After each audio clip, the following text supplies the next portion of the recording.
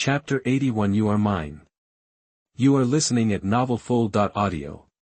Madame Zhao was wearing a moon-white embroidered gauze dress, fitted at the top and flowing at the bottom, cinched at the waist with a pale yellow silk purse. Her hair was styled in twin-looped buns, adorned with a jade hairpin that accentuated her beauty. Could this woman really be over 180 years old?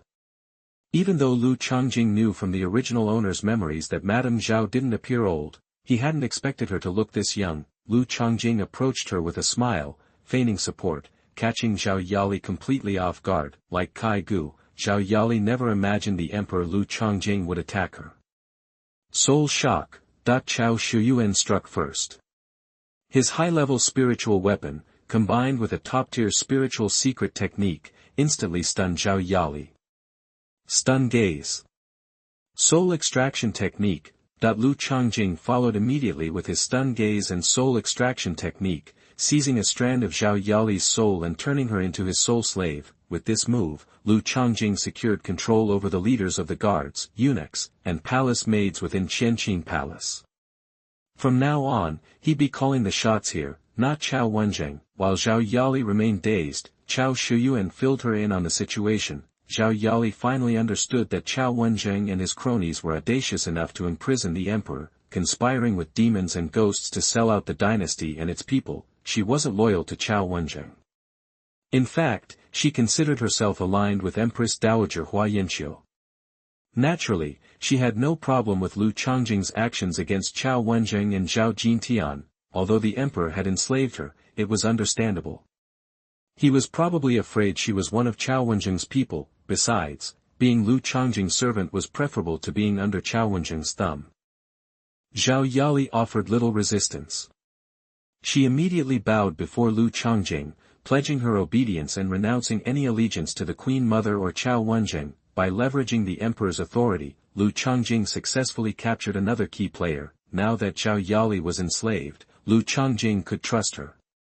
He immediately tasked her with gathering information about Kai Xiu'er. Using her guise as a showgirl, Zhao Yali quickly discovered the root of the problem. A head maid named Lu Wan was bullying Kai Xiu'er. Spurned as a showgirl in her youth, Lu Wan had leveraged family connections to secure a position in the palace.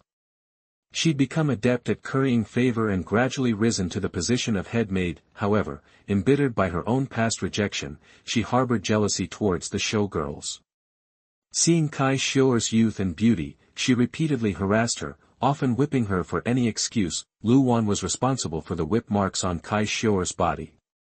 But Kai Xiu'er wasn't her only victim. She mistreated all the maids under her command. Upon learning this, Lu Changjing immediately ordered Zhao Yali to quietly bring Lu Wan before him. He publicly revealed her misdeeds, declared her expulsion from the palace, and left her to fend for herself. Kai Xiu'er stared in disbelief as Lu Wan was thrown at her feet. "Miss Yu'er, please spare me. I know I was wrong. Give me another chance. I swear I'll never do it again. I didn't know you were in the emperor's favor. If I had, I would never have treated you that way." Seeing Lu Changjing, and then spotting Kai Xiu'er nestled in the emperor's study, Lu Wan finally understood what was happening. Kai Xiu'er had become a phoenix, now the emperor's woman. Before long, she'd likely be named a concubine with a bright future, something an old maid like herself could never hope for. Lu Wan was quick on her feet. Realizing her mistake, she immediately knelt and begged Kai Xiu'er for mercy. Watching Lu Wan grovel, Kai Xiu'er, who had endured weeks of torment, felt a surge of satisfaction. She glanced hesitantly at Lu Changjing. "She's yours to deal with," Lu Changjing said, tossing down a whip.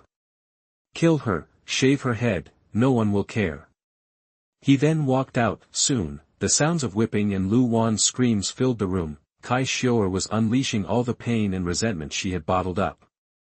Lu Wan was only a mid-level warrior. She had no chance against a master. She was quickly beaten to death. Kai Xiu'er had initially intended to let her live, but after Lu Changjing revealed that Lu Wan had murdered other palace maids and showgirls, she was consumed by rage and struck with greater force. It was at this moment that Lu Wan realized Kai Xiu'er was actually a master-level warrior. She had been whipping a master without even knowing it. If Kai Xiu'er hadn't been trying to avoid suspicion, she would have killed her long ago. Now, in utter despair, she died in agonizing pain, her body was dissolved and washed away, leaving no trace behind. Seeing Lu Wan, her tormentor, killed, Kai Xiu'er was elated and overcome with gratitude towards Lu Changjing. She tried to bow in thanks, but a sharp pain shot through her body, and she began to fall. Careful, Lu Changjing swiftly caught her, preventing the fall. Thank you, Your Majesty. Kai Xiu'er's face flushed crimson. She tried to struggle free, but the pain intensified, and she resigned herself to lying in Lu Changjing's arms, feeling her soft, fragrant body and experiencing the captivating charm unique to Kai Xiu'er. Lu Changjing was reluctant to let her go. He held her close and said, "You're mine now, and from now on, only I'm allowed to mess with you. If anyone tries to bully you again, just tell me."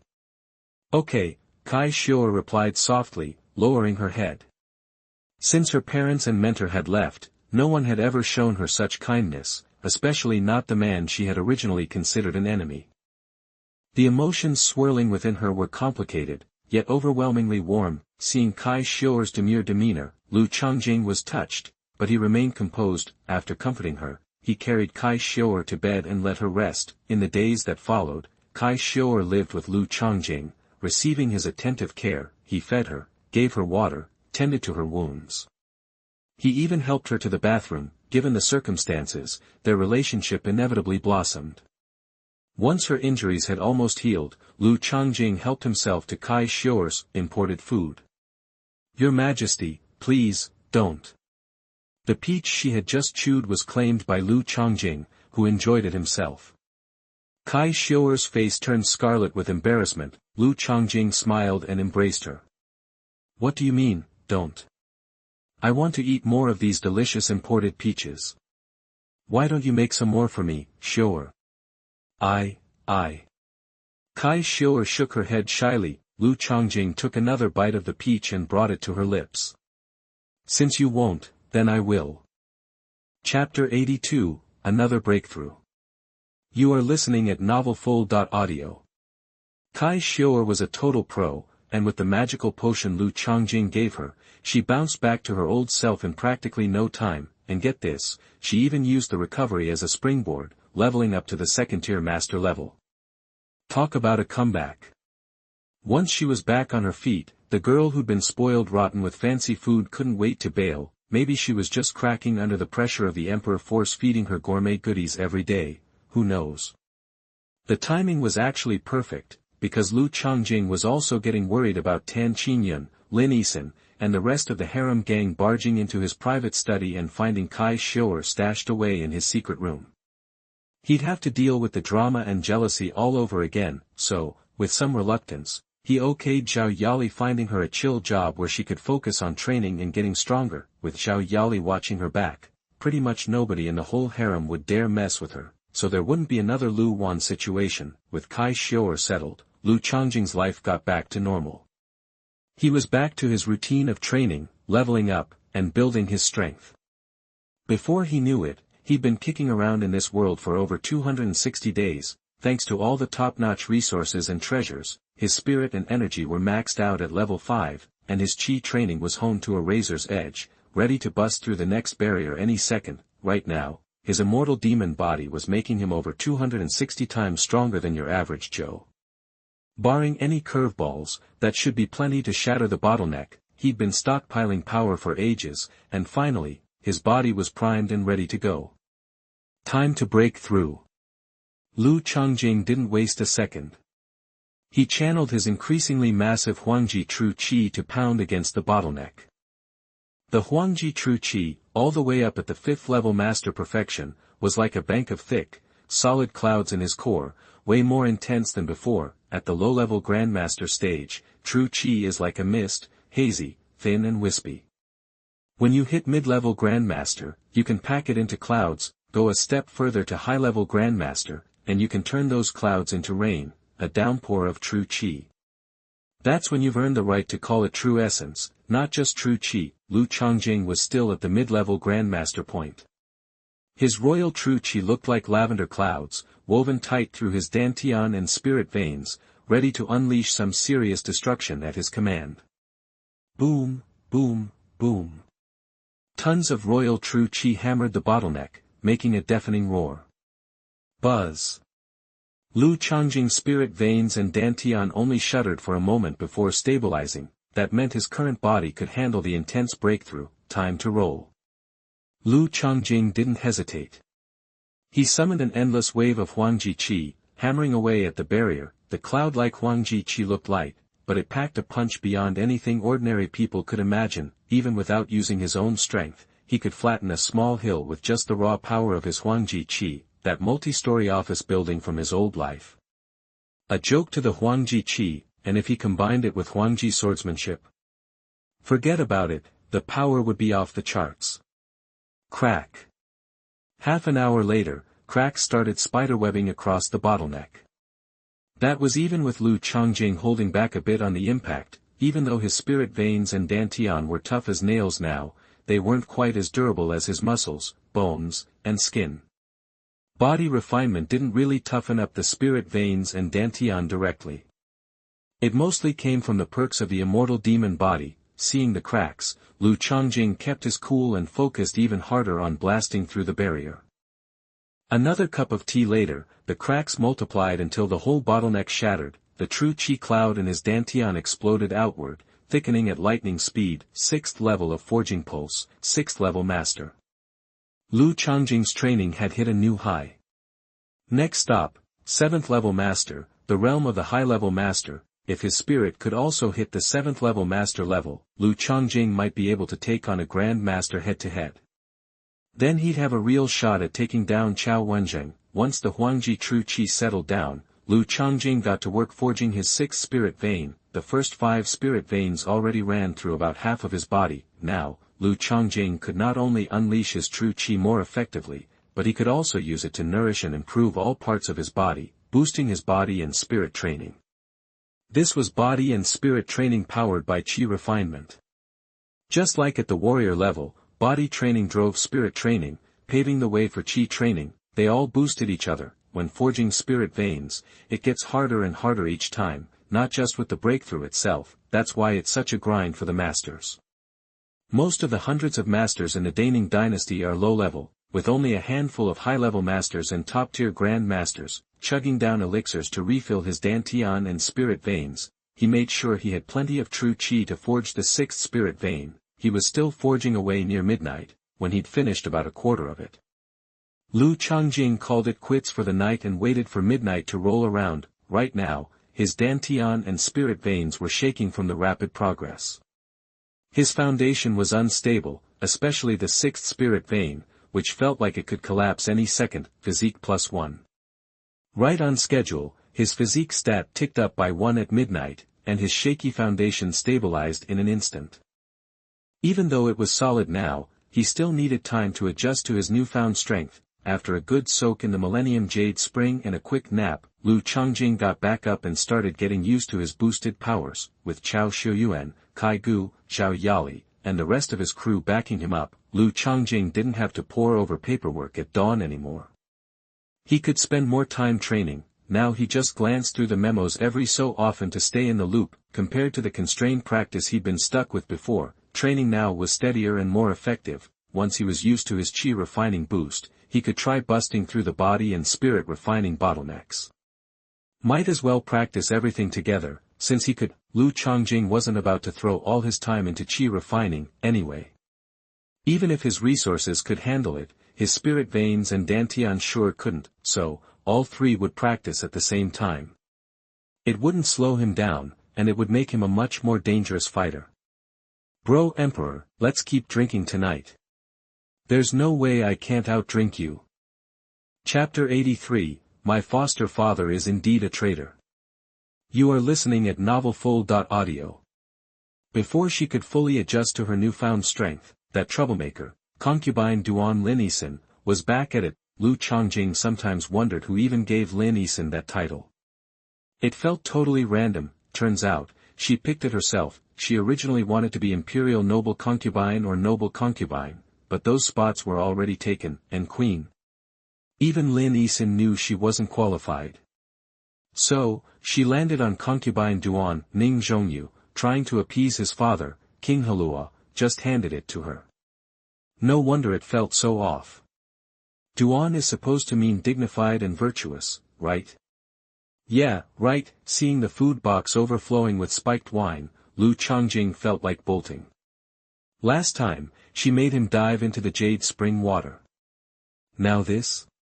But before he could even think of an excuse, Lin Yisan shoved a mouthful of that wine in his face, leaving him speechless. Half an hour later, Lin Yisan faked a drunk again, sprawling across the jade bed in his private room, refusing to budge. Ugh, I'm so dizzy. Little brother Emperor, come quick, I need water. Why isn't anyone taking care of me? That this time, she'd clearly learned from her mistakes. Seeing Lu Changjing trying to hide away and cultivate, Lin Yisan wasn't about to let him off the hook. She made sure to cause a ruckus. Her intentions were clear. She wanted to trap him and produce the first prince. He tried to ignore her, but she was getting increasingly disruptive, forcing Lu Changjing to intervene and, unfortunately, see things he shouldn't. His eyes started burning again. If this kept up, he'd crack. Oops, dropped a grape. Suddenly inspired, Lu Changjing pretended to drop grapes down Lin Yisan's dress. While she was distracted, he went to work, using his hands and mouth, tickling her now and then. Hee hee. Hee hee. Ha ha. Lin Yisan couldn't hold it in anymore. The act was up. She burst out laughing. Little brother Emperor, you're such a tease. Tickling me? I'm getting you back. Stop tickling me. I can't take it. Okay, I'm not drunk. Lay off. After a little lecture, Lin Yisan went from drunk to sober. Seriously? One glass of wine and she's faking it? Did she really think Lu Changjing was that clueless? After their playtime, they lay on the jade bed. Lu Changjing looked away from Lin Yisan, whose clothes were all messed up. After resting a bit, Lin Yisan playfully shoved her feet in Lu Changjing's face, demanding he smell them. Ugh, I'm poisoned. Lu Changjing pretended to collapse, paralyzed on the bed. Lin Yisan paused, then realized what he was doing, and threw herself on him, protesting. My feet don't stink. Little brother Emperor, you're so annoying. He didn't let up until Lu Changjing grabbed her feet, smelled them, and swore there was no odor. They cuddled for a while before Lin Yisan finally left the imperial study. Lu Changjing immediately started cultivating. He just downed a bunch of spiritual wine, and the medicinal properties were too good to waste. Maybe it was because so many people were sneaking into the imperial study, but Lin Yisan, the little tyrant, was starting to get a little out of control. These last 2 visits were a bit much. Luckily, Lu Changjing's focus was strong, and he had nerves of steel. He wasn't about to be led astray. He'd heard the Central Plains wasn't exactly wine country. Where was Lin Yisan getting all this potent spiritual fruit wine? Even with Lu Changjing's strength and constitution, he felt a little woozy. It took him until the next day to fully process the wine. He stashed the leftovers in his Chencang divine ring for later. Bang! The door to the imperial study slammed open as Chao Wenjing stormed in, barely concealing his rage. Seeing this, Chao Shuyuan quickly shut the door, a dark look crossing his face. His Majesty was right. His so-called foster father was getting way out of line. The late emperor only asked him to guide His Majesty, not rule him. Daring to give His Majesty the cold shoulder in the imperial study? That was borderline treason. If Chao Wenjing kept calling the shots, he dragged the entire Chao family to the gallows. No one would survive. Thankfully, His Majesty had given him a chance to redeem himself.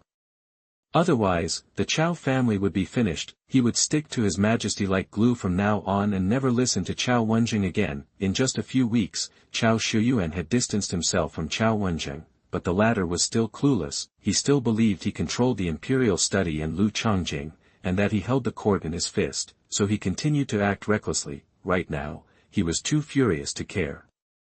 After all, he knew Lu Changjing was just a puppet emperor, but Chao Shuyuan and the others didn't know the truth. Swish, swish, swish. Thwack, thwack, thwack. As soon as the door closed, Chao Wenjing, in a fit of rage, struck Lu Changjing several times. The air energy hit him, and although Lu Changjing felt nothing, he still pretended to be in pain. It wasn't the right time to confront Chao Wenjing. When he was strong enough, Xuanhuan would pay tenfold, 100-fold, for everything he'd done. Without explaining the reason, Xuanhuan quickly blurted out the source of his rage. It turned out that Xuanhuan had planned to ambush a group of demon hunters, to stop them from sabotaging the relationship between the Daning dynasty and demons and monsters. But the demon hunters found out beforehand and lured them into a demon's lair, then disguised themselves as demons to attack Xuanhuan, thinking the demons were trying to kill them, retaliated, and a fight broke out. After the dust settled, both sides realized they'd been played by the Demon Suppression Division. But Xuanhuan had already taken casualties in the fight with the demons. Even knowing he'd been tricked, there was no going back. The agreement with the demons was off the table, causing both Xuanhuan and Ning Zhongyu to lose big time. Xuanhuan's own losses were bad enough, but he'd also cost Ning Zhongyu a ton of resources. Now, he had to figure out how to explain that. This made Xuanhuan furious, and he began to suspect there were spies in the Jinui, or how else would the Demon Suppression Division have known about his ambush? Chapter 84, live as long as the heaven and earth, 100 additional chapters for every 100 subscription. You are listening at novelfull.audio. Seeing the confusion and suspicion on Xuanhuan's face, Lu Changjing's eyes narrowed. If he was right, the spy was a guy named Long Qian, Lu Xiahui from another world, a real stand-up guy. Lu Xiahui. Stand-up guy. Long Qian. Changjing. Yep, Lu Changjing was the one who leaked the info to the Demon Suppression Division. Well, technically, it was Kai Gu's right-hand man who leaked it, using Long Qian's name, and Long Qian was one of the identities Lu Changjing had cooked up for himself, a way to cover his tracks later. The gang of demons and ghosts Xuanhuan was working with was hanging out nearby Yujing. At full speed, they could storm the place in a few hours. This group included some serious heavy hitters, demon kings, ghost kings, monster kings, all level 20, a real threat to Bai Yujing, not to mention Lu Changjing himself, Ning Zhongyu, Xuanhuan, Zhao Jintian, and the rest had some nerve. Cutting deals with demons and monsters like that, they were playing with fire. After hearing about it from Kai Gu, Lu Changjing decided to create this Long Qian persona, specifically to target Xuanhuan and his demon-loving buddies. He didn't want to be labeled a traitor, especially since it could put him and the whole great Ning dynasty at risk. Ning Zhongyu and his crew were blinded by greed, but Lu Changjing wasn't about to go down that road. By the time Xuanhuan had finished venting and filled Lu Changjing in, it was almost evening. Seeing how late it was, and probably worried about the mess he was in, Xuanhuan took off in a hurry, probably to deal with the situation. Lu Changjing had also gotten a little payback on Xuanhuan. And there were more surprises coming his way. He hoped the guy wouldn't lose it. As for the injury he'd faked, it vanished as soon as Xuanhuan left, like it never happened. Xuanhuan had hit him with the same force he'd use on a regular guy, not even a tickle. Feeling good after getting even with Xuanhuan, Lu Changjing found himself practicing even harder. He'd had to take crap from Xuanhuan from time to time, and even though it hadn't really hurt, he was still a grandmaster. He had his pride. Now, at least Xuanhuan would be sweating bullets for a while. He'd spread the story that he'd been jumped by the monsters and barely escaped with a few minor injuries thanks to his spiritual weapons. Otherwise, he'd be a goner. If that had happened, Lu Changjing wouldn't have had to worry about what to do with him, and it would have saved a lot of trouble. But taking Xuanhuan alive was way more useful than him being dead. It wasn't easy to get close to Xuanhuan's inner circle, so this was his best way to keep tabs on him. Lu Changjing didn't want to start all over with someone else. Plus, the eunuch wasn't interested in the ladies. Even with Lu Changjing's imperial study practically turning into a harem, he hadn't found anything out. Another grandmaster might not be as easy to fool as Xuanhuan. A few days later, Lu Changjing had fully adjusted to his boosted chi and started tackling the body training bottleneck. Waves of royal spirit blood surged, slamming against the bottleneck dam like an unstoppable tide. It only took about half an hour for the bottleneck shackles to break, and his body training hit a new level, a 6th level body training master. He could now move over 20,000 kilograms of force. 1 ton is 1,000 kilograms, so that's over 20 tons of force. With his combat skills, Lu Changjing could unleash hundreds of tons of destructive power with a single strike. Imagine the damage that could do. That kind of power was approaching top master level, like a grandmaster. Caught off guard, even a grandmaster could take serious damage, or even die on the spot. Defense, speed, reaction time, senses, all tied to body training, naturally shot up too. Just his defense alone was probably 800 times better than a regular person's. Stacking up 800 regular people's defenses wouldn't even compare. Thanks to the special effects of his training, improved physical fitness mostly impacted defense, which was practically on par with the improvement itself. Things like lifespan and endurance didn't increase at the same rate, or it would be ridiculous. For example, the average lifespan in this world was around 50 years, if Lu Changjing gained another 50 years every time his physique improved. It wouldn't make any sense. The closer you got to immortality, the harder it would be to increase your lifespan, but honestly, with his physique improving a little every day, the lifespan gains were definitely outstripping his usage. Unless he was being reckless and using some life-draining forbidden technique, he was basically immortal. Lifespan was no longer an issue. As long as the world kept spinning, he could live forever and rival the sun and moon. That was the hidden perk of the immortal demon body. For a lot of people, that would be the whole point. Thanks to the immortal demon body and body refining, his endurance was already several times that of a master at the same level and hundreds of times that of an average person. It wasn't as crazy as the defense boost, but it was close. Next, he needed to get used to his sudden increase in physical abilities. With a small smile, Lu Changjing dove back into his training. After a few days, once he'd adjusted to his qi and body training, Lu Changjing started working on his spiritual cultivation bottleneck. With his qi and body training already boosted, it was easier to tackle his spiritual cultivation. It shattered quickly, and Lu Changjing's spiritual cultivation also reached the 6th level master mark. Spirit, qi, and body were all at level 6, no weaknesses. Plus, he had combat skills, secret techniques, spiritual tools, to back him up. Forget about mid-level masters. How many high-level masters could even stand up to him? Based on fighting power alone, Lu Changjing was firmly in the top 30 of the Daning dynasty. Once he broke through the high-level master level, he could probably move up 10 spots or so. The only ones who could reliably beat him then would probably be the old-school grandmasters. Some regular grandmasters wouldn't stand a chance. Now that he'd hit 6th level master status across the board, breaking through again with his method would require some serious improvements in physical fitness. Luckily, he wasn't in such a rush anymore and could relax and improve at his own pace. But before long, Lu Changjing was starting to get annoyed again. Chapter 85 Enemy Invasion, 200 additional chapters per subscription. You are listening at novelfull.audio. In the southeastern part of the Daning dynasty lies a sea, known throughout the land as the East China Sea. Spanning countless square miles, the East China Sea stretches into the unknown. Legend says its far reaches are guarded by frigid winds, making it impossible to cross. This vast ocean is home to many native tribes, the most prominent being the Ying. They have the most contact with the Daning dynasty. However, the people of Daning prefer to call them the Stinky Tribe or Shit Tribe. This is because the Ying are obsessed with a fruit called shell melon. The fruit smells and tastes like, well, you know.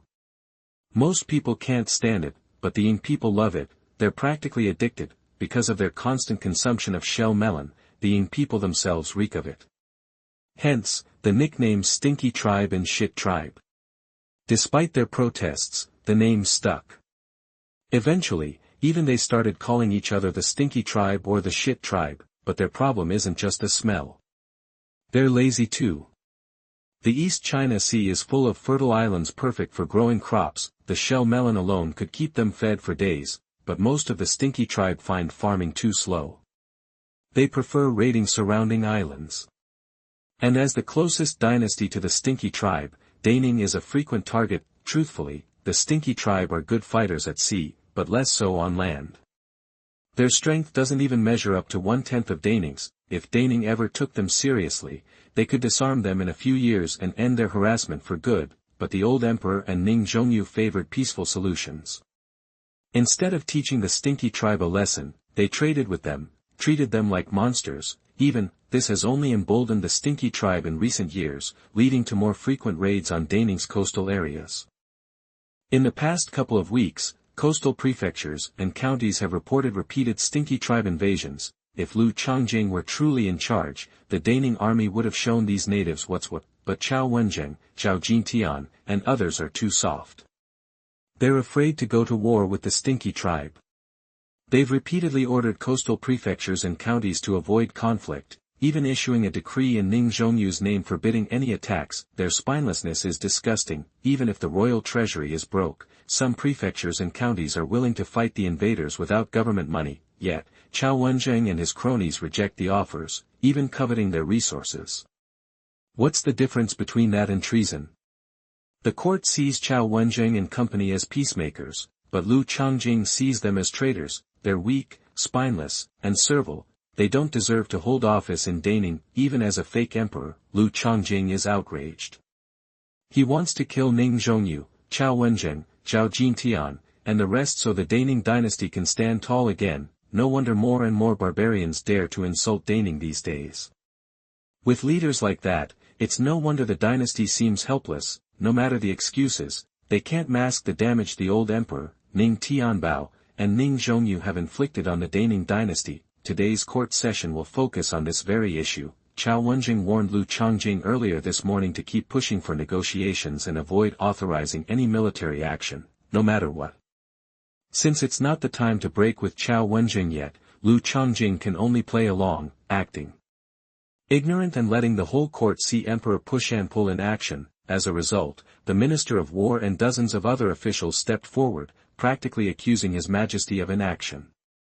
Even Grand Commandant Kai Chaoan, one of the three highest ministers, spoke out, a clear sign that many officials despise the Ying. Lu Changjing realized something. Throughout the reigns of Ning Tianbao and Ning Zhongyu, there were plenty of spineless peace advocates, but also many strong supporters. At least the three highest ministers were good guys. Besides the Tai Cha who avoids taking sides, Grand Commandant Kai Chaoan and Prime Minister Tang Chongji were worthy of the title loyal ministers. Then there was the Minister of War, the Minister of Works, the King of Southwest, the King of Halua, and so on. All could be considered famous officials. Perhaps that's why the Daning dynasty has suffered so many losses in recent decades, but has still managed to hold on to its core territory. Even with the royal treasury empty, the country remains stable. If this were an ancient dynasty from his past life, emperors who ran the country like that would have seen demons and monsters causing trouble on the inside and barbarians, natives, and other dynasties ready to take what they could on the outside, and the country would have been on the verge of collapse. Unfortunately, the three highest officials don't have much real power. Of the 6 ministries that do, at least half belong to the peace faction, including the crucial Ministry of Personnel, Ministry of Revenue, and Ministry of Punishment. The Minister of Rights is barely a peace advocate, but he gets along well with the pro-war faction and avoids taking sides. However, if the emperor gives an order, the Minister of Rights will obey immediately. So he usually goes along with the peace faction. After a heated debate, Emperor Tuichuo returned to the imperial study, looking grim. He hadn't made any decisions, but he basically had. It was still all about peace negotiations, and he was still refusing to take military action, even if it meant suffering some losses. News quickly spread to the eastern coast, reaching the ears of Qi Pinghai, the lord of Donghai Prefecture. Upon hearing this, several Donghai Prefecture generals flew into a rage and rushed to Qi Pinghai. Lord Qi, these Sakura bandits have pushed us too far. How can we let them keep acting this way? We have 1,000,000 soldiers ready. Just give the word, and we'll head to Donghai to put down these bandits. What's there to fear about the stinky tribe? They're just a bunch of dirty natives. I don't understand why His Majesty tolerates them. Is the Daning dynasty afraid of them? His Majesty doesn't need to send a single soldier, let alone any money. We can handle this ourselves. These stinky tribe bandits are getting bolder. If we keep giving in, they'll get even worse. Soon, they won't just harass villages, they might even attack the county. Many generals in Donghai Prefecture stood up and protested the decision to negotiate peace. P.S. I will add 2 chapters first. No matter how I feel, there should be no problem with 200 average subscriptions. Thank you to every book friend who supports the genuine version. Chapter 86, Secret Entry into Chencang. You are listening at novelfull.audio. Qi Pinghai surveyed the ransacked mansion, a sense of helplessness washing over him. Every Sakura bandit raid left the place in shambles. Though he wasn't thrilled with the higher-ups' decisions, his responsibility lay with the generals and people of Donghai Prefecture. He couldn't just send troops to wipe out the pirates. Sure, he might get punished, but so would his officers. Many would lose their jobs. Worse than that, he feared the court would send even more spineless officials who'd collude with the Sakura bandits, spelling doom for Donghai Prefecture. This was home to so many.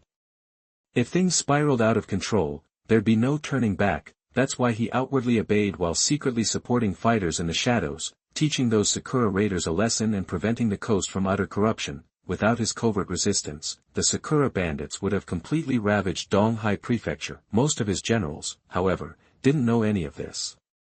They just saw him as another appeaser, afraid to stand up to the Inko and only seeking peace. With a sigh, Qi Pinghai left the chaotic official residence, seeking out the leaders of the Qi Hai gang to discuss how to handle the Inko threat. The Qi Hai gang, named after his own surname, was the secret organization he had established in Donghai Prefecture so that if it was exposed, it would be his own problem.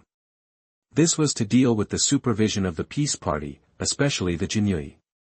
Over the decades, as Chao Wenjing rose in power, the Jinyui had risen with him, overseeing officials, prefectures, and even royalty. Their power had long surpassed that of the censorate. Donghai Prefecture was riddled with Jinyui bases, mainly to keep an eye on high-ranking officials and prevent conflicts with the Inko. The Qi Hai gang also secretly monitored the Jinyui to stop them from harming Donghai Prefecture. In doing so, they uncovered collusion between many Jinyui agents, the Inko, and even demons and monsters on the East China Sea. If Qi Pinghai wasn't worried about exposing the Qi Hai gang, he would have taught those Jinyui a painful lesson, but he was just a prefect.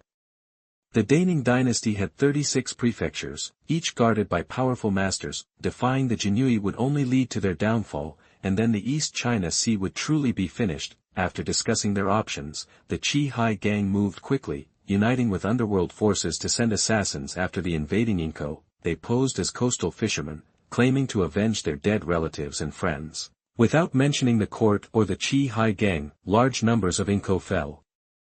Along the coast, victims of these assassins, enraging the Inko emperor, who demanded answers from Chao Wenjing's Jinyui, the Inko started the invasion, and now that the people of Donghai Prefecture were retaliating, they were blaming the Daning dynasty. You couldn't find such shamelessness anywhere else. Even the usually calm Grand Commandant Kai Chaoan was outraged.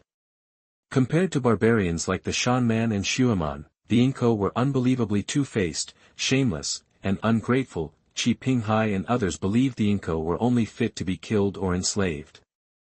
Many didn't even think they deserved to be slaves. What puzzled the Qi Hai gang, however, was the Jinyui's reduced surveillance during this operation. After some digging, they learned that nothing major had changed within the Jinyui. Chao Wenjing was still in charge. It wasn't until a man named Long Qian revealed that some Jinyui were planning to cooperate with the Inko to plunder a Donghai Prefecture county that the Qi Hai gang realized someone within the court was secretly helping them. They didn't know Long Qian's allegiance, but he clearly had contacts within the Jinyui to get such confidential information. Using Long Qian's tip, the Qi Hai gang set a trap, saving the county and killing a large number of Inko. Dealing a heavy blow to the invaders, the Sakura Emperor flew into a rage, publicly reprimanding Chao Wenjing and his men, which left Chao Wenjing equally baffled. He had hoped to use this opportunity to appease the Sakura clan, trading the lives of hundreds of thousands of people in that county for rare resources and treasures from the East China Sea. The Daning dynasty's people were highly sought after by the Sakura clan, especially the women. This was because most Sakura women were short, dark-skinned, and had a strange, musky odor. While the Sakura people were used to the smell, compared to the fragrance of Daning women, the smell was almost unbearable. Even a Daning woman over 60 could be considered desirable. That's how popular the women of Daning were in the Ying tribe. However, while the men of the Ying tribe liked the women of Daning, they were unwilling to let them give birth. They said they wanted to keep the blood of the Ying tribe pure. In reality, they were afraid of being swallowed up by the Daning blood and becoming a part of Daning. They also knew that the blood of the Ying tribe was inferior to that of the Daning people. The Sakura clan leader was called the Great Emperor, which meant more than the emperor, but the Sakura tribe's entire population was only over 100 million, and it was quite chaotic. Many Sakura generals liked to take control of islands and ignore the emperor's calls. Even the Sakura emperor only governed about 40 million people, only a fraction of the Sakura tribe's population, the rest were controlled by many generals. Those who were willing to listen to the emperor would listen, and those who were not willing would not listen. This mainly depended on whether the emperor could bring them benefits. If he could, he would be the emperor's general. If not, the emperor was nothing. For example, this time, after being ambushed by the Chi Hai gang, many generals suffered heavy losses and immediately scolded the Sakura emperor, and even shouted to conquer him and let him give everyone an explanation. The Sakura emperor was also a little overwhelmed, so he issued an edict, requiring Xuanhuan and others to give an explanation. Otherwise he would expose the matter. This made Xuanhuan, Zhao Jintian and others very angry. While appeasing the natives of the Sakura tribe, they investigated what was going on. It's been weird during this period of time. Why do they always encounter such things? Is there really a spy in their group? Otherwise, how could several key operations have been leaked? Chapter 87, Shocking Thorn. You are listening at novelfull.audio. It goes without saying that Lu Changjing and Kai Gu were behind it all, with Chao Shuyuan, Chao Wenjing's adopted son, also involved, with Chao Shuyuan and Kai Gu working together, and Zhao Yali helping out. Chao Wenjing would have a tough time uncovering the truth. By the time he figured it out, Lu Changjing might have already ascended to godhood. After reading the information about the Inko, Lu Changjing was furious. He was especially angered to discover that the Inko controlled shipping. Yet they hadn't capitalized on it. Very few people were leveraging shipping for business. Lu Changjing thought they were a bunch of useless idiots. When he became the emperor of Daning and held the reins of the court, he'd wipe out the Inko and aggressively develop shipping in the East China Sea. If shipping took off, the tax revenue of the Daning dynasty could increase several times over, maybe even dozens of times. Then, with ample resources and wealth, the Daning dynasty couldn't help but thrive. By taking care of the Inko invasion, Chao Wenjing would be preoccupied, giving Lu Changjing peace of mind to practice, and killing two birds with one stone. Now that he'd entered the 6th level master realm, he needed more time to build up his physical strength, so he could focus most of his energy on improving his various combat skills and secret arts. This focus rapidly accelerated the improvement of many combat skills and secret arts. Shwa shwa shwa. In his secluded chamber, Lu Changjing flicked his wrist, and the mountain spirit sword unleashed 10 strikes in an instant, each at full power. If those 10 swords hit the same spot, it would be like increasing his attack power tenfold. Looking at the meteorite, easily cleaved in two, Lu Changjing nodded, satisfied. The meteorite's defenses were nearly as strong as a top-tier spirit weapon, yet he sliced it through with a single stroke. This meant that if Lu Changjing caught him by surprise, there was a good chance he could seriously injure or even kill the Grandmaster. Chao Wenjing's spirit armor was a top-level piece. As long as he could penetrate it, he had a chance to kill him, and his first-level body refinement defenses were nothing before the mountain spirit sword. He nodded, satisfied. Once he stepped into the 7th level master level, he could definitely kill Chao Wenjing, even most of the top-level masters. While mastering the Royal Extreme Sword technique to the 10th level, he hadn't neglected his other combat skills and secret arts. The Heavenly Illusion Tribulation and the God-Slaying Tribulation of the 4 Royal Extreme Tribulations were also practiced to a level of minor success. The Jingmu Tribulation and the Vajra Tribulation were a step ahead, still at a level of minor success, but edging closer to major success. After all, it was a top-tier divine art. Progress wouldn't come easy. Even at a level of minor success, their power exceeded many top-tier spiritual arts. It was enough for Lu Changjing for the time being. The Royal Extreme Wandering Dragon Step was also at a level of minor success. Achieving major success, let alone perfection, would take a long time. Lu Changjing was pleased that he could now use these combat skills and secret techniques freely, maximizing their power. If he went all out, Chao Shuyuan, Kai Gu, and Zhao Yali wouldn't be able to do anything to him. His overall strength had grown, firmly reaching the level of a high-level master.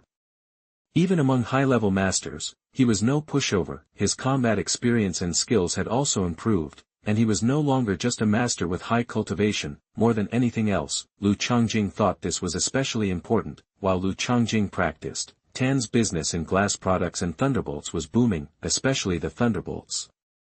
Since the number released each time was limited, many wealthy and powerful people made reservations in advance, with some even offering to pay a premium. Thunderbolts were selling like hotcakes, and Tan's business was raking in profits. Even though 90% had to go to Lu Changjing, the remaining 10% made Tan's business incredibly rich. Every time Thunderbolt seeds were sold, it was basically pure profit. The cost, just gold and silver, was negligible. In just a few months, Tan's business company earned several thousand low-grade spirit stones from the Thunderbolt seeds. Even after giving Lu Changjing his share, they still had several hundred low-grade spirit stones. This was no small sum. Rong Xiao, the highest-ranking imperial concubine, only had a few hundred low-grade spirit stones. Even including her natural treasures, elixirs, and medicines, she only had a little over 1,000 low-grade spirit stones. Tan's business company earned half of the imperial concubine's wealth in a few months, and they earned all of the imperial concubine's wealth in a year. This was with deliberately controlled production. Otherwise, the income could have been several times higher. Anyone could see how profitable this business was. To thank Lu Changjing for giving them this business, Tan Qianshan, after much deliberation, decided to give him another good item. This was also encouraged by Tan Qianshan's confidant, Tan Qingyun. Even though he was the emperor and his son-in-law, Tan Qianshan would not have decided to give such a precious gift to Lu Changjing, a soul-piercing spike. This top-tier spiritual attack weapon could effectively break through various spiritual defenses, allowing the soul-harvesting hook to enter smoothly. It was exactly what Lu Changjing needed. It was a pity that he still lacked a top-tier spiritual defense weapon, but those treasures were more expensive than attack-type spirit weapons. Tan's business only had one, and they couldn't afford it. At the moment, Lu Changjing was only using a mid-level spiritual defense weapon, plus the protection of the Vajra Tribulation and his powerful spiritual power, which could barely resist attacks from top-tier spirit weapons. However, if the enemy's spiritual power was stronger and more powerful than his chances of resisting weren't great. Fortunately, his physique was terrifying, and his powerful spiritual blood and true qi had some weakening effect against spiritual attacks. Only after Lu Changjing heard that Tan's business had the soul-piercing spike did he urge Tan Qingyun to ask for it, even offering all his dividends from the past few months to Tan's business, although it wasn't as expensive as the soul-piercing spike. It was enough to salve Tan Qianshan's wounded heart, because too many resources and treasures had been fronted, plus the value of the soul-piercing spike. It was estimated that there would be no share of spirit stones from Thunderbolt sales this year. Even next year's profits would largely go back to Tan's business. But if Lu Changjing needed anything in the future, he could always get another advance. After all, the method for making and selling thunderbolts was in Tan's business's hands, and Tan Qianshan wasn't worried about Lu Changjing not repaying the debt. Of course, as far as he was concerned, Lu Changjing was Ning Zhongyu, so what did Ning Zhongyu borrowing money have to do with Lu Changjing? Chapter 88 Changle Weiyang. You are listening at novelfull.audio. Suddenly, spring burst forth overnight, and pear blossoms seemed to coat every tree. The biting winter wind and freezing months had crept in unnoticed, leaving a blanket of white snow on everything. It was as if the entire palace ground transformed into a pear orchard, lending an unusual beauty to Qianqing Palace. As the year drew to a close, a buzz filled the palace and Beiyang. With everyone already scrambling to prepare for the new year, from the 12th month onward, Lu Changjing found himself with a mountain of tasks, starting with calligraphy and granting plaques bearing the character Good Fortune. During the New Year celebrations, Lu Changjing would busy himself with blessing the people starting on the first day of the 12th month. He'd begin by writing the character Fu, Good Fortune, on special dragon paper and pasting it in Qianqing Palace. Then he'd create dozens more to adorn the other palaces. Ministers would also seek out Lu Changjing or the Empress Dowager, hoping for a Fu character to take back to their own homes. Lu Changjing would also offer Fu characters or inscribed plaques as New Year's greetings to his ministers. The Hanlin Academy took charge of writing Spring Festival couplets. If he felt like it, Lu Changjing could create his own, keeping them for personal enjoyment or gifting them to ministers. The atmosphere demanded decoration for the new year. It was a time for renewal, both inside and outside the palace walls. High and low celebrated together, united in their hopeful vision for the year ahead. the Daning dynasty called their New Year Ningshijai instead of Spring Festival, and New Year's Eve was known as Ningxai.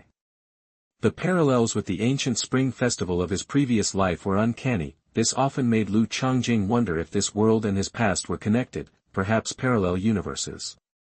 How else could there be so many similarities?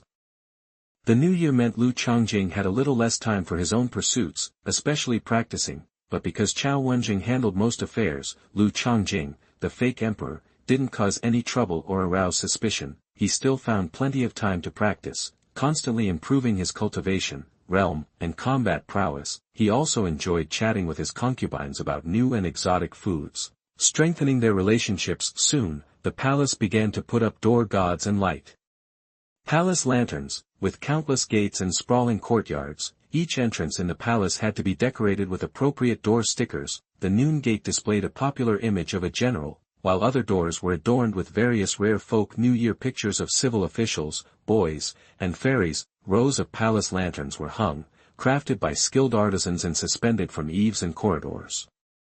Tall longevity lanterns stood guard at the entrance of Chencang Palace. Elegant light strips were embroidered with intricate dragon patterns, along with poems wishing for blessings and good fortune. The lighting of sky lanterns to pray for the people was an even more magnificent spectacle. May the sun shine bright, may the moon glow, may fortune and prosperity reign, may health and longevity abound, may the new year bring peace and enduring joy. Tonight marks the end of a year's sorrows and joys. Tomorrow dawns with a fresh start. If there isn't another year, I'm afraid my worries will be wasted. I will work hard tonight, and I can still boast of my youth. The grass color is confusing in the three paths, and the scenery is moving in all directions. I wish it could be like this forever, and the weather will be new every year. These poems, expressing hopes for blessings and good fortune, were displayed throughout the palace, creating a breathtaking sight. Lu Changjing couldn't help but wander through Chencang Palace, joined by imperial concubine Rong Xiao and concubine Tang Qingyi, to witness the grand spectacle. While it was the new year, Chief Cao was still swamped, under siege by troublemakers and feeling like he was about to crack. He was ready to turn Jinyi inside out, mobilizing everyone to find spies, but with no luck. Instead, more secrets leaked. The Demon Suppression Division and other forces launched a sweeping crackdown on demons in Daning, straining relations and even causing the peace party to sever ties with many of its former allies. Even after Xuanhuan was revealed to be a victim himself, the demons had already suffered losses, including casualties. Getting them to trade with the peace party as before was proving difficult. This, in turn, saved the Daning dynasty from many potential disasters. In just a few months, over 1 million lives were spared. The rescue efforts in Donghai Prefecture alone allowed hundreds of thousands to survive. Calling the peace party traitors wouldn't be an exaggeration. As Ningxi night approached, Xuanhuan initially wanted Lu Changjing to continue practicing in seclusion, staying away from New Year festivities to avoid scrutiny. But he couldn't ignore the growing demands from inside and outside the palace. Considering Lu Changjing had been impersonating the emperor for months, he conceded that participation was necessary. Ning Zhongyu had always been a prominent figure during New Year's celebrations in the past. It was also a prime opportunity for Ning Zhongyu to assert his presence, win over ministers, and maintain his imperial authority. Ningxi night called for a New Year's Eve dinner to strengthen family bonds. Lu Changjing was expected to sit with the royal family and concubines for the feast, a truly grand affair. Looking at the hundreds of assembled relatives and concubines, he couldn't help but be impressed. He hadn't realized the royal family's New Year's Eve dinner was such a massive event. Throughout the evening, family members approached him to offer their greetings. Lu Changjing responded carefully, recalling the information about each one from notes he had prepared in advance to avoid any mishaps. Thankfully, the banquet started soon, and the greetings became less frequent. The palace family banquet was naturally more lavish than any common meal. There was yellow rice, bird's nest hanging oven duck, hanging oven meat, wild hot pot, duck stewed and Weiyang wine hot pot, fat chicken stewed in bird's nest and apple in 8 immortals bowl, duck soup in green and white jade bowl, a total of 21 dishes. Strict rules dictated which tableware to use, which dishes to eat, and the order to follow, as well as how to sit and eat. Dumplings were also served at the New Year's Eve dinner, with a copper coin hidden in one. Whoever found the coin would be blessed with good luck, and Lu Changjing would bestow a reward. Ning Xia's imperial kitchen was a flurry of activity, preparing a buffet and ensuring the dishes stayed warm. The dishes were delectable, unlike anything Lu Changjing had ever tasted. They were far superior to any delicacies from his previous life, and without harmful additives. There was plenty of spiritual meat, fruit, and wine, all beneficial for cultivation. Even relatives and concubines from humble backgrounds indulged until their bodies could barely handle it. If he didn't have to play the part of the emperor, Lu Changjing would have devoured everything in sight. It was a shame so many people were around. Otherwise, he would have liked to sample some of the new dishes offered by a few of the concubines. Xuanhuan kept a close watch to prevent any slip-ups. Seeing that Lu Changjing was handling himself well and not raising suspicion, he let out a quiet sigh of relief. Then, his expression darkened again as he thought about the recent setbacks. Not long after returning to the imperial study, Xuanhuan received more bad news. Another deal with a group of demons around Weiyang had fallen through. Before leaving, he reminded Lu Changjing to be careful. Chapter 89 Ancient Superstars. You are listening at novelfull.audio. Seeing Xuanhuan's embarrassed exit, Lu Changjing smirked. He'd just used his soul-stealing technique to swipe some juicy intel from Xuanhuan's mind. Specifically, Xuanhuan planned to use this opportunity to find the spy and had immediately ratted out to Xuanhuan, who then passed it on to Kai Gu. This would give Kai Gu a heads up to avoid getting caught by Xuanhuan. Yep, Xuanhuan's spy hunt included him. Lucky for Lu Changjing, Xuanhuan made it a habit to educate him, which gave Lu Changjing plenty of opportunities to pilfer useful information. Without it, Kai Gu, Xuanhuan, and Zhao Yali would be toast. Xuanhuan might be a grandmaster, but his spiritual cultivation was only a so-so and he only practiced spiritual level skills, not even close to the Imperial Dragon Soul Sutra. The soul-picking secret sutra was way beyond divine level, something Xuanhuan couldn't even detect. Besides, Xuanhuan always figured Lu Changjing was a useless fool, so he never held back.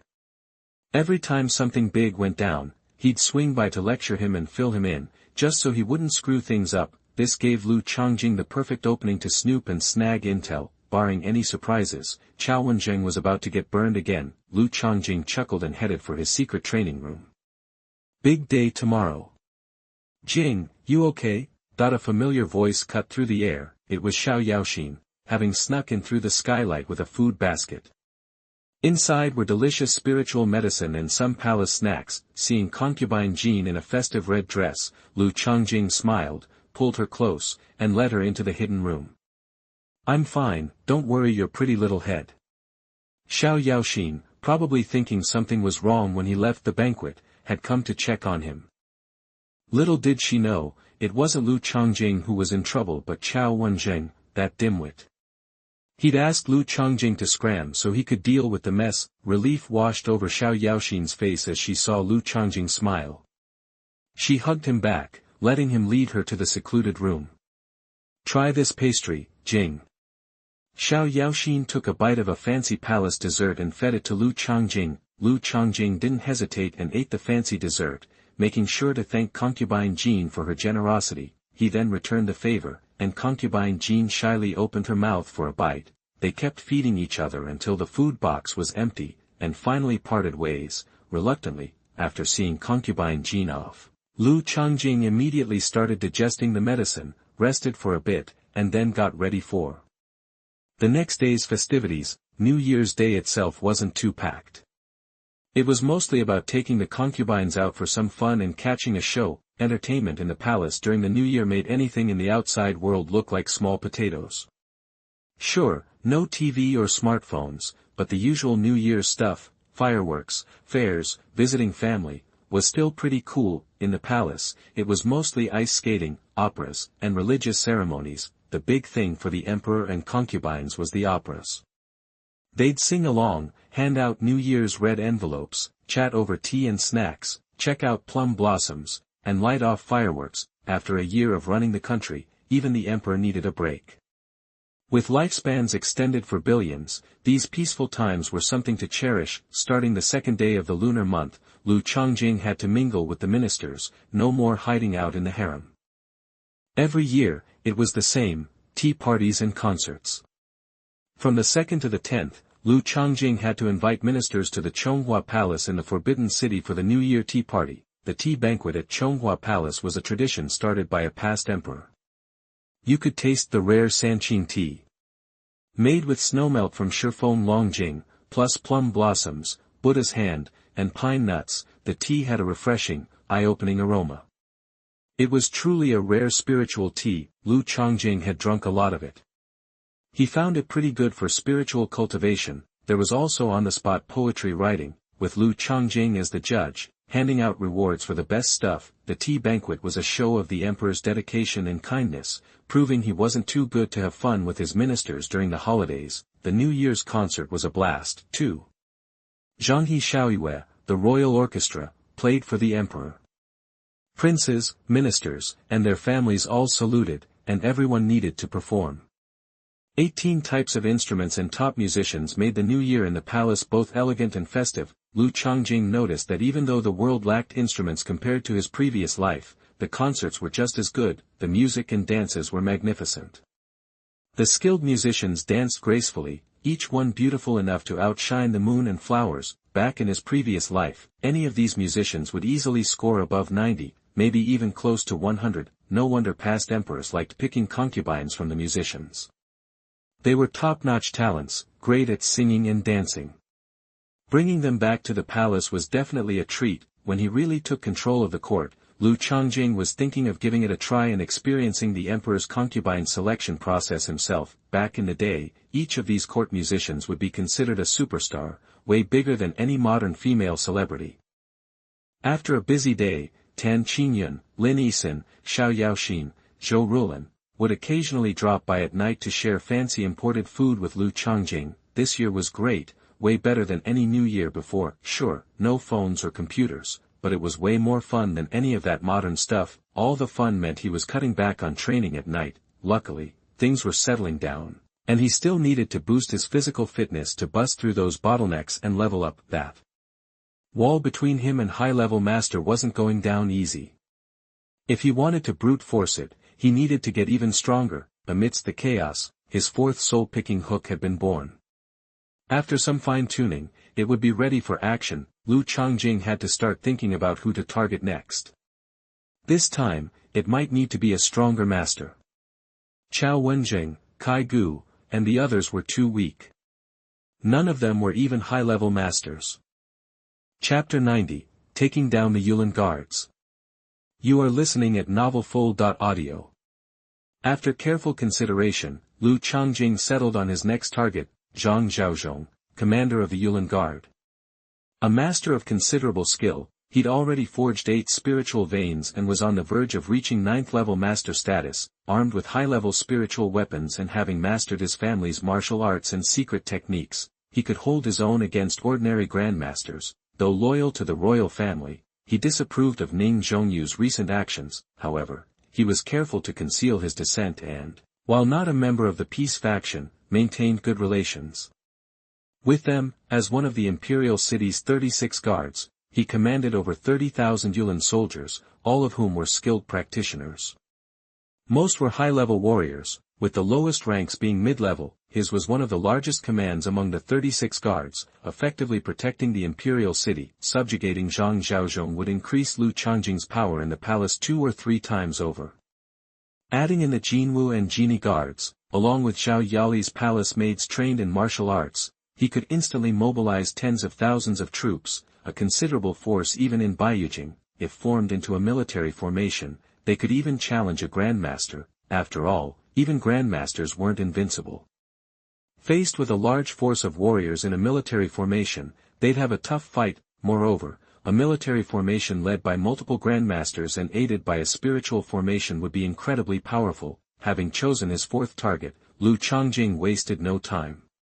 It was best to take him down sooner rather than later. Soon, Chao Shuyuan summoned Zhang Zhaozhong to the imperial study under the pretense of discussing Yulin Guard internal affairs. Your Majesty, Zhang Zhaozhong greeted, bowing low. Your humble servant, Zhang Zhaozhong, reports for duty. Lu Changjing's expression darkened as he approached Zhang Zhaozhong. Commander Zhang, I've heard rumors of corruption within the Yulin Guard. Ah. Zhang Zhaozhong's face paled at Lu Changjing's cold words, and he started to deny it. Soul shock. But then, Cao Shuyuan attacked from behind, using a spiritual weapon combined with a technique to assault Zhang Zhaozhong's mind. Eye-shocking robbery. Soul-shocking thorn. Soul-picking technique. Lu Changjing followed up immediately, causing Zhang Zhaozhong's expression to twist in alarm as his mind began to cloud. Even so, Zhang Zhaozhong activated a high-level spiritual talisman to protect his mind. Clang. The soul-picking technique failed. Seeing Zhang Zhaozhong about to resist, Lu Changjing's own face changed. Zhang Zhaozhong, are you defying me? Are you unafraid of your entire family being executed? As he spoke, Zhang Zhaozhong, who had been about to fight back, suddenly wavered, momentarily regaining clarity. Seizing the opportunity, Lu Changjing unleashed the soul-picking technique again, stealing a strand of Zhang Zhaozhong's soul, turning him into a servant. Zhang Zhaozhong realized then that Lu Changjing didn't want to kill him, but to enslave him. But he was a loyal servant of His Majesty. Why was he being treated like this? Filled with confusion, Zhang Zhaozhong bowed again. Your Majesty, I don't know what crime I've committed to deserve this treatment. Compared to Cao Shuyuan, Kai Gu, and the others, Zhang Zhaozhong was far more important. He wasn't a member of the peace faction, and could even be considered part of the war faction. Furthermore, his strength was remarkable, he'd almost turned the tables. This made Lu Changjing value him even more. Because you associate too much with the peace faction, Lu Changjing said bluntly. I don't fully trust you. Ah. Zhang Zhaozhong stared at Lu Changjing, stunned. If he remembered correctly, this emperor was supposed to be the leader of the peace faction. Although it wasn't publicly known, everyone in court knew the emperor favored appeasement. It was his support that allowed the peace faction to dominate the court and turn the Daning dynasty into a laughingstock. Seeing Zhang Zhaozhong's disbelief, Lu Changjing explained, the peace policy was the previous emperor's legacy, not mine. Bound by the ministers he entrusted to guide me, I had no choice but to accept it. But as the peace policy grew more excessive, I became increasingly dissatisfied. Some ministers, relying on their power, forced me to continue the talks in the name of filial piety, even placing me under house arrest in the imperial study. I am no longer a member of the peace faction. This.